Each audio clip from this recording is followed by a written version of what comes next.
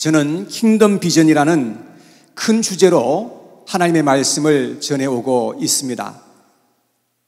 하나님은 율법을 온전치 못하고 또 연약함으로 말미암아서 그것을 폐하시고 그 대신에 우리에게 주신 것이 바로 믿음의 법을 주신 것입니다. 율법을 통해서 아무도 죄에서부터 구원을 받을 수 없었지만 이제는 믿음의 법을 통해서 우리가 하나님 앞에 구원을 얻을 수가 있게 되었다는 것을 말씀했습니다. 우리는 믿음을 가지되 믿음의 대상과 내용이 분명해야 된다는 것을 말씀을 드렸습니다. 우리는 무엇을 믿어야 하는지 정확하게 알고 믿어야 한다는 것입니다. 지난주에는 우리가 예수 그리스도를 믿어야 할 이유가 무엇인지 그런 것을 말씀을 들었고요. 왜 우리가 예수 그리스도를 믿어야 하는 것이냐 하는 겁니다. 여러분, 다른 믿음의 대상들도 얼마든지 있잖아요. 훌륭한 그러한 사람들도 세상에 있습니다.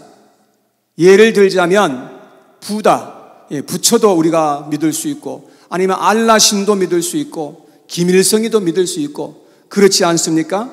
그런데 예수님이 아니면 안 되는 이유가 있다는 것입니다.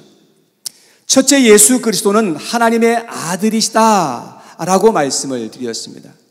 여러분, 예수님은 4,000년 구약을 통해서 계속해서 보내시리라고 말씀하셨던 그 하나님의 아들이라고 하는 것입니다. 뿐만 아니라 예수님은 사람의 아들로 오셨다는 것입니다.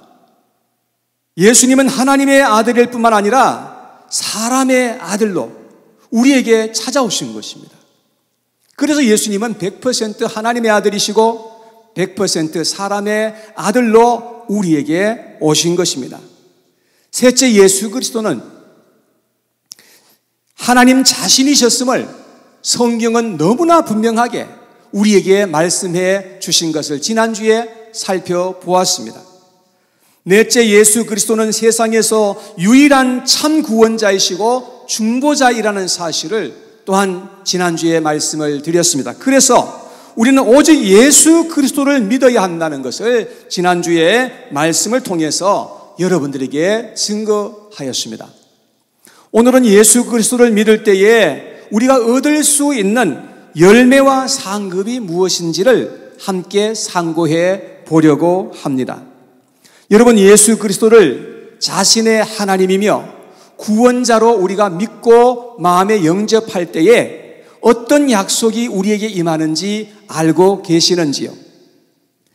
예수님을 믿는 자들에게 가장 먼저 임하는 것이 무엇입니까? 여러분, 그것이 바로 성령이라고 하는 것입니다. 예수 그리스도를 믿는 자들에게 하나님이 약속하신 것은 바로 성령을 우리가 선물로 받는 것이라고 하는 것입니다. 여러분, 우리는 예수님을 통해서 반드시 성령을 받아야 합니다. 그러면 왜 우리가 예수님을 믿고 또 예수님을 통해서 성령을 받아야 하느냐 하는 것입니다. 그 이유가 뭐냐 하면 하나님께서 지으신 인간들이 이 세상에 살아갈 때에 죄로 말미암아서 하나님의 성령이 사람들에게서부터 떠나가 버렸기 때문입니다. 처음에 하나님께서 사람을 만드시고 성령을 불어넣으심으로 말미암아서 사람들이 살아있는 생명이 된지라 사람들이 영적인 존재가 되었다라고 말씀을 하고 있습니다. 그런데 인간은 하나님을 대적하게 되고 범죄함으로 말미암아서 그래서 성령이 사람들에게서부터 떠나버렸다고 그렇게 말씀을 합니다. 창세기 6장에 보면 지면에 살아가는 사람들이 너무나 하나님 앞에 큰 죄를 범하면서 그래서 하나님이 마음에 근심하였던 그런 이야기가 기록이 되어 있습니다. 그래서 하나님께서 한탄하시면서 하시는 말씀이 창세기 6장 3절에 기록이 되어 있습니다. 같이 한번 읽어볼까요? 시작. 여호와께서 이르시되 나의 영이 영원히 사람과 함께하지 아니하리니 이는 그들이 육신이 됨이라. 그러나 그들의 날은 120년이 되리라 하시니라. 자, 여기에 보니까 성령이 사람들에게서 떠나간 것을 말씀합니다. 성령이 사람들에게서 떠나간 결과가 무엇입니까? 4가지입니다. 첫 번째는 사람의 영이 죽어버리게 된 것입니다. 그리고 두 번째는 혼돈과 고통과 저주가 가득하게 임하게 되어버린 것입니다. 그리고 세 번째는 사람들이 살다가 이제 육체의 죽음을 죽게 된다는 것입니다. 그리고 네 번째는 죽은 다음에 영원한 지옥의 형벌을 받게 된다고 하는 것입니다. 그래서 성령이 사람들에게서 떠나가게 된 것은 그야말로 치명적인 결과를 가져오게 된 것입니다. 그래서 성령이 없이 살아가는 인생은 너무나 어둡게 살아갈 수밖에 없고 혼란하고 죄악된 인생을 살아갈 수밖에 없게 되어 있는 것입니다. 이것이 지금 우리가 살고 있는 세상의 현실입니다. 그래서 반드시 우리는 하나님의 성령을 다시금 돌려받아야 한다는 것입니다. 그러나 이제는 이 세상에 살아갈 때에 첫째 아담이 범죄함으로 말미암아서 우리에게 성령이 떠나가 버렸다고 한다면 이제는 두 번째 아담이신 예수 그리스도를 통해서 우리는 성령을 다시금 받아야 한다는 것입니다. 성령은 예수 그리스도를 믿는 자들에게 주시기로 하나님이 약속해 주신 것입니다. 요한복음 14장 16절에 예수님께서 말씀하시기를 내가 아버지께 구하겠으니 그가 또 다른 보혜사를, 여기 또 다른 보혜사는 성령을 가리키는 것이죠. 또 다른 보혜사를 너희에게 주사 영원토록 너희와 함께 있게 하리니. 예수님이 죽기 바로 전날 제자들에게 하신 말씀은 예수님이 떠나가게 되면 이제 다른 보혜사를 보내주시겠다는 약속을 하신 것입니다. 그런데 그 다음 절에 보면 또 다른 보혜사는 진리의 성령이라고 그렇게 말씀을 해 주셨습니다. 자, 17절 말씀에 같이 한번 봐요. 시작.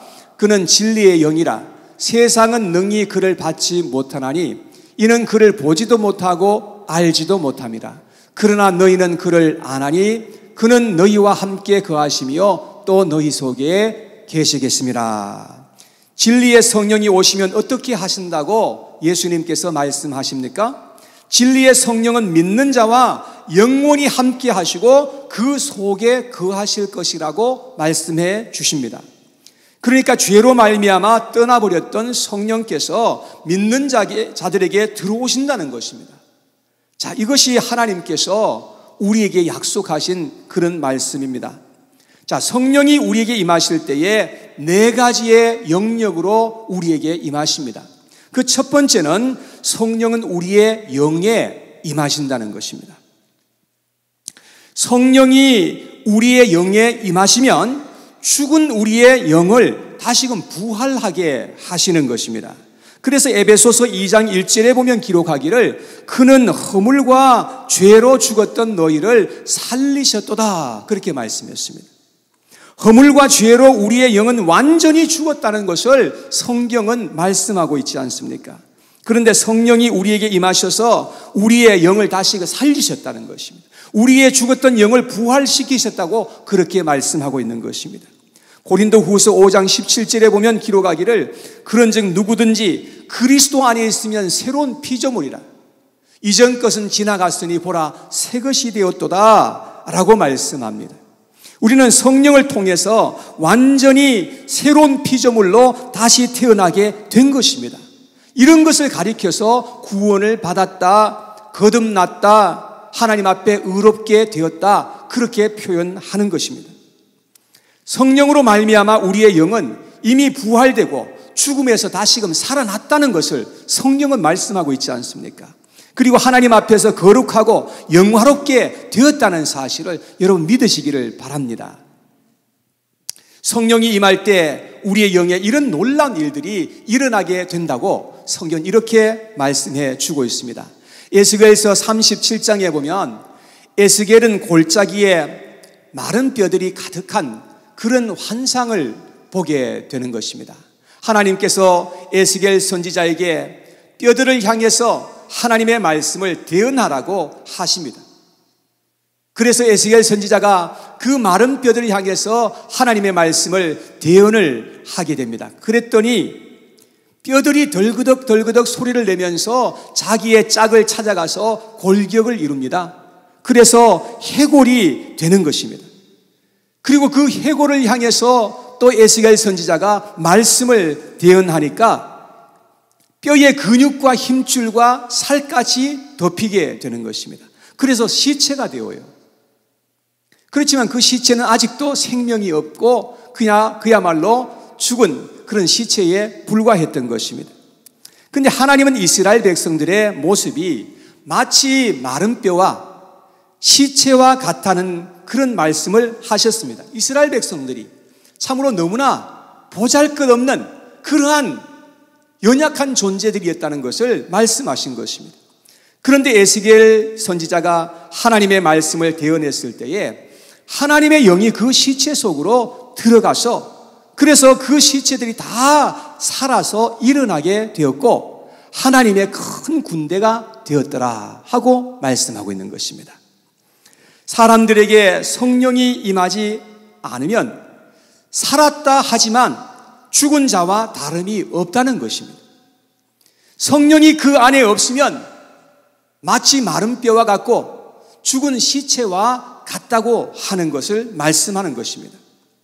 우리는 성령을 받아야 구원을 받을 수 있고 하나님의 자녀들이 될 수 있다는 것을 믿으시기를 바랍니다. 성령은 우리 안에 들어오셔서 죽었던 우리의 영을 다시금 살려주시고 다시금 새롭게 태어나게 하시는 것입니다.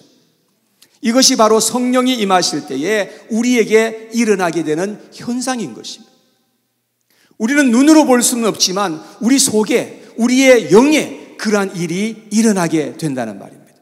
자, 두 번째, 성령이 우리의 혼에 임하신다는 것입니다. 사람의 혼은 지성과 감성과 의지로 되어 있다고 할 수 있습니다. 이런 영역은 우리의 눈으로는 볼 수가 없지만 실제로 우리 안에 존재하고 있는 것입니다.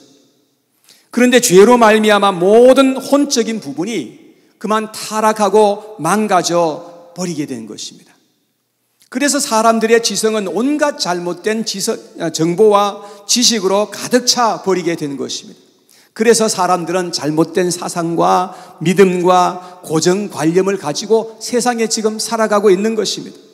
이런 것은 어렸을 적에서부터 생겨난 것이기 때문에 좀처럼 바뀌어지지 않는 그런 부분들입니다.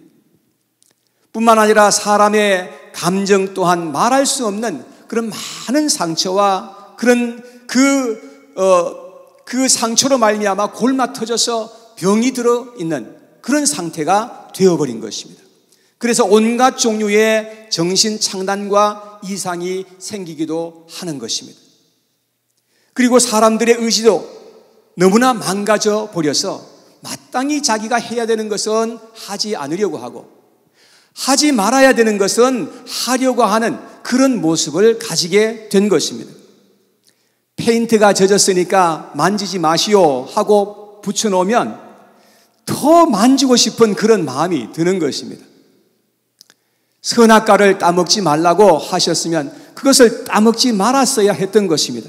그런데 따먹지 말라고 하시니까 더 궁금해지고 더 따먹고 싶어진 그런 그 마음을 갖게 된 것입니다. 이것이 바로 인간의 연약한 모습인 것입니다. 사람들은 말할 수 없이 이기적이고 자기중심적이고 교만한 그러한 모습을 갖게 된 것입니다. 그런데 성령이 우리 안에 임하셔서 우리를 도우시면 우리의 혼이 치유받기 시작하는 것입니다. 그래서 하나님을 아는 지식으로 우리 안에 자꾸 채워나가야 한다는 것을 말씀드리는 것입니다.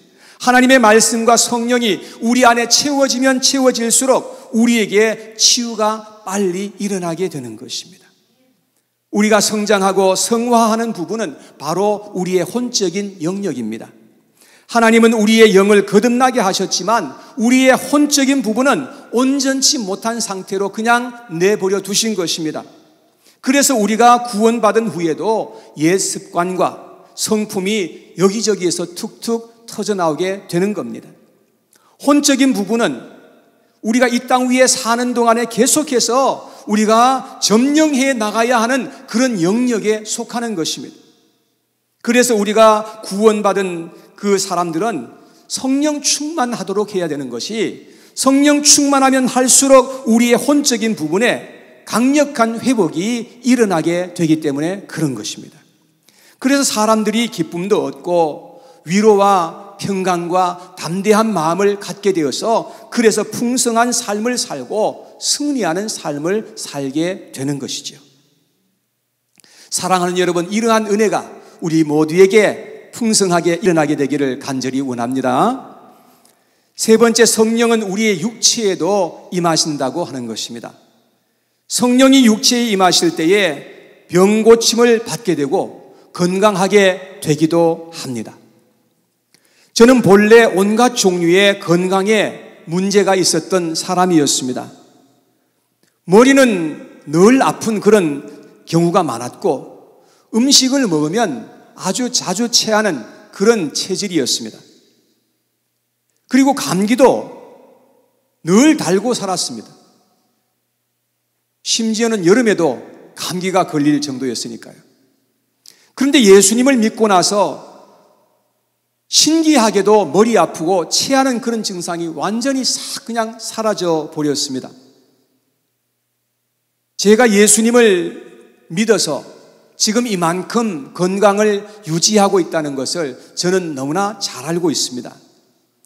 성경에 보면 우리의 몸은 성령이 거하시는 성령의 전이라고 하였습니다. 고린도전서 3장 16절에 보니까 이렇게 기록합니다. 너희는 너희가 하나님의 성전인 것과 하나님의 성령이 너희 안에 계시는 것을 알지 못하느냐라고 말씀했습니다. 우리의 몸은 거룩한 성령의 전이라는 것을 알아야 합니다. 그래서 하나님은 우리의 몸을 건강하게 하시기를 원하시는 것입니다. 물론 특별한 경우에는 하나님께서 우리의 몸에 가시를 주시기도 하십니다. 그리고 우리의 병든 몸을 통해서 하나님의 영광을 나타내시려는 그런 목적을 가지고 하나님께서 우리에게 병을 주기도 하십니다. 그러나 대부분 하나님은 우리의 모든 병을 고쳐주시기를 원하시는 하나님이라는 것을 알아야 되는 것입니다. 시편 103편 3절에 보면 기록하기를 그가 내 모든 죄악을 사하시며 내 모든 병을 고치시며 라고 말씀했습니다. 하나님은 우리의 모든 죄만 사하시는 것이 아니라 우리의 모든 병까지도 고쳐주시기를 원하신다, 그렇게 말씀을 하시는 것입니다. 그리고 마태복음 10장 1절에도 이렇게 기록합니다. 예수께서 그의 12 제자를 부르사 더러운 귀신을 쫓아내며 모든 병과 모든 약한 것을 고치는 권능을 주시니라. 우리가 기도한다고 모든 병이 고침받는 것은 아닙니다. 그런데 예수님은 우리의 모든 병을 고쳐주시기를 원하시는 분이라는 것을 우리가 알아야 된다는 것입니다. 저도 살아가면서 몸에 여러 가지 어려움과 병이 생겼었습니다. 그런데 돌아보면 거의 모든 병은 다 그냥 자가치유가 되었다는 사실을 깨닫게 되었습니다. 하나님은 우리를 건강하게 하시기를 원하신다는 것을 여러분 믿으시기를 바랍니다. 그런데 문제는 우리가 미련해서 우리의 몸에 안 좋은 것들을 자꾸 집어넣어서 그래서 병이 생기는 경우가 참 많이 있는 것입니다. 그리고 음식을 절제하지 않고 많이 먹게 되면 반드시 몸에 이상이 여기저기에서 생겨지게 될 수밖에 없습니다.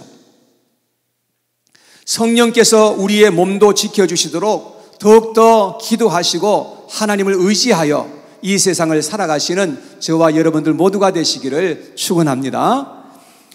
마지막 네 번째로 성령은 우리의 환경에도 임하시는 분이십니다. 죄 가운데 있을 때 환경의 모든 여러 가지 문제들이 생겨지게 됩니다. 죄가 세상에 들어왔을 때에 가시와 엉겅퀴가 땅에서 막 돋아나게 되었습니다. 그리고 짐승들이 사나워지고 사람들을 해치기 시작하였던 것입니다. 그런데 성령이 환경에 임하시면 고질적인 환경이 치유받고 회복하는 역사가 일어나게 된다는 것입니다. 역대하 7장에 보면 하나님께서 솔로몬에게 나타나셔서 하신 그 말씀이 기록되어 있는데 13절에 보면 하나님이 이렇게 말씀을 하십니다. 혹 내가 하늘을 닫고 비를 내리지 아니하거나 혹 메뚜기들에게 토산을 먹게 하거나 혹 전염병이 내 백성 가운데에 유행하게 할 때에, 여러분, 죄가 관영하면 환경에 온갖 많은 문제들이 일어나게 되고 사람들에게 고통이 임하게 된다는 것입니다.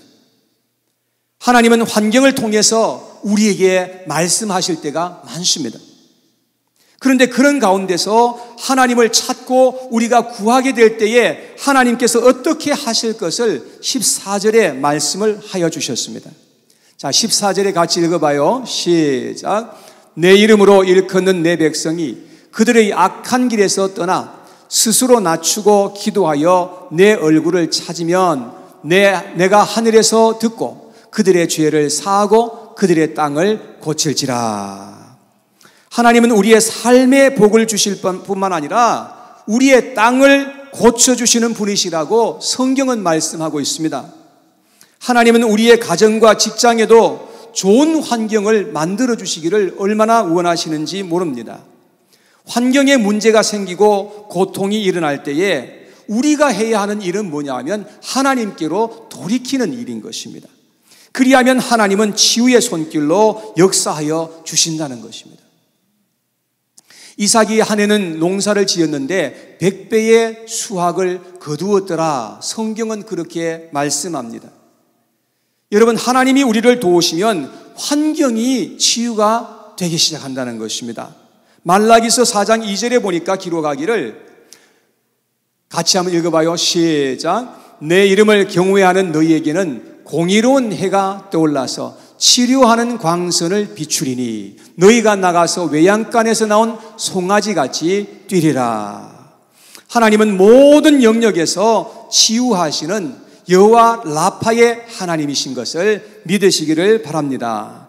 이사야서 32장 15절에 보면 이렇게 기록되어 있습니다. 다 같이 시작. 마침내 위에서부터 영을 우리에게 부어주시리니 광야가 아름다운 밭이 되며 아름다운 밭을 숲으로 여기게 되리라. 여러분, 성령이 우리에게 임하실 때에 광야와 같은 우리의 인생이 아름다운 밭과 같이 되리라고 말씀하시는 것입니다.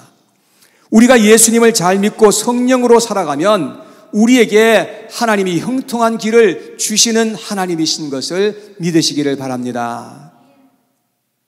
이제 결론의 말씀을 드리겠습니다. 이 세상에 사는 모든 사람들에게 가장 절실하게 필요한 것은 예수 그리스도를 믿고 성령을 받는 것인 줄로 믿습니다. 왜냐하면 성령이 없는 교인, 성령이 없는 인생은 가장 어둡고 불행하게 살아갈 수밖에 없기 때문에 그렇습니다. 그래서 우리는 하나님이 약속하신 약속의 성령을 꼭 받아야만 한다는 것입니다. 에베소서 1장 13절을 같이 한번 읽어보도록 하겠습니다. 시작. 그 안에서 너희도 진리의 말씀 곧 너희의 구원의 복음을 듣고 그 안에서 또한 믿어 약속의 성령으로 인치심을 받았으니. 진리의 말씀 곧 구원의 복음, 이건 똑같은 거죠. 이 말씀을 듣고 믿는 자들에게 약속의 성령이 임하여서 인을 쳐주실 것이라고 말씀하고 있지 않습니까?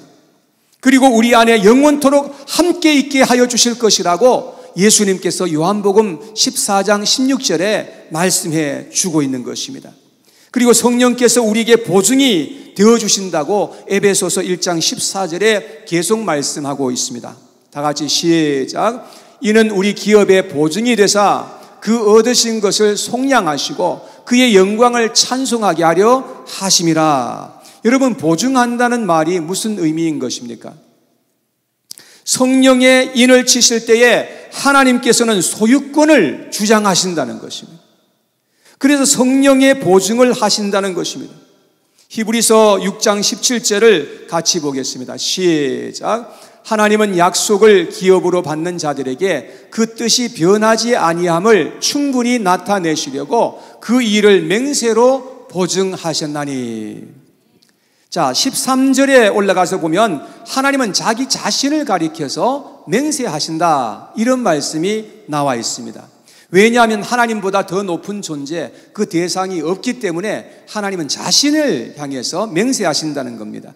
그런데 하나님은 우리를 구원하시고 그 뜻을 변하지 않으시기 위해서 자기 자신이 자신에게 맹세로서 보증하신다, 이런 말씀을 하고 있는 거예요. 고린도후서 5장 5절에도 이런 말씀이 기록되어 있어요. 다 같이 시작. 곧 이것을 우리에게 이루게 하시고 보증으로 성령을 우리에게 주시니는 하나님이시니라.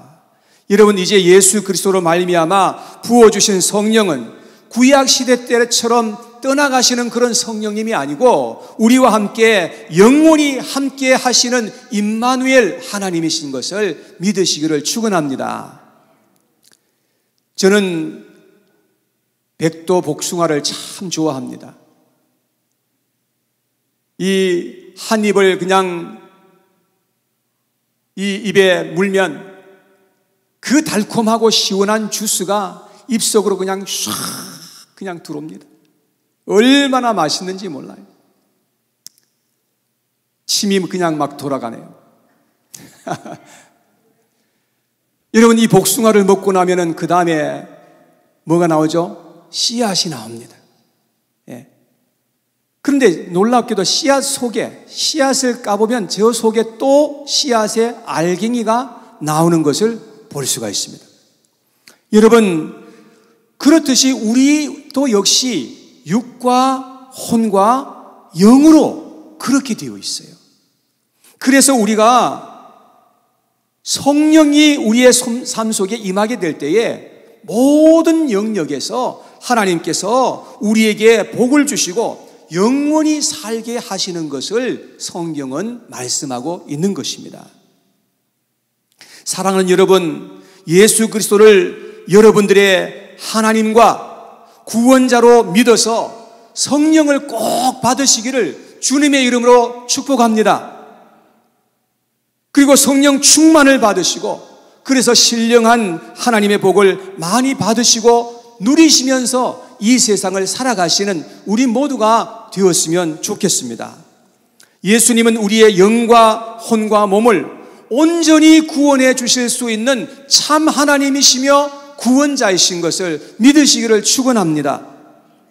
예수님을 통해 임하는 성령으로 말미암아 소망이 있는 인생을 이 땅 위에서 살아가시고 영원한 천국을 꿈꾸면서 살아갈 수 있는 그런 귀한 인생들이 되시기를 바랍니다. 이런 하나님의 비전이 우리들의 삶 속에 풍성하게 임하게 되기를 원하는 것입니다. 그리고 하나님께서 주시는 믿음의 귀한 열매들을 풍성하게 맺어갈 수 있는 저와 우리 모든 반석교회 성도님들이 되시기를 주님의 이름으로 축복합니다. 여러분, 하나님은 우리를 하나님의 모양과 형상대로 지어 놓으셨습니다. 그 의미는 여러 가지가 있겠지만 하나님의 성령을 우리에게 주셨다는 의미인 것입니다. 그런데 인간들이 죄를 범해서 성령이 떠나가 버리셨잖아요. 성령이 떠나버리면 우리에게는 소망이 없는 거예요. 우리는 절망인 겁니다. 이 세상에서 살아가면서 온갖 고통과 슬픔과 문제 속에 살아가다가 죽어야 되고 죽으면 영원한 지옥으로 떨어지잖아요. 소망이 없는 거죠. 자, 그렇다면 우리에게 이제는 예수 그리스도로 말미암아서 우리에게 성령을 부어주신다고 약속했으니 예수 그리스도를 믿는 자에게 성령을 주시리라 말씀하셨습니다. 우리는 그 성령을 다시 받으면 우리는 소망이 있는 삶을 살 수가 있게 되는 것입니다. 영원한 하나님의 나라에 우리가 들어갈 수 있는 그런 소망을 갖게 되는 것입니다. 여러분, 예수 그리스도, 오직 예수님만이 우리의 소망이 되시고 우리의 능력이 되시는 것을 꼭 믿으시고, 예수님을 여러분들의 하나님, 여러분들의 참 구원자로 마음에 믿으심으로 말미암아서, 그래서 성령 받으시고 성령으로 말미암아 이 세상에서 승리하는 하나님의 백성들로 살아갈 수 있게 되기를 간절히 축원합니다.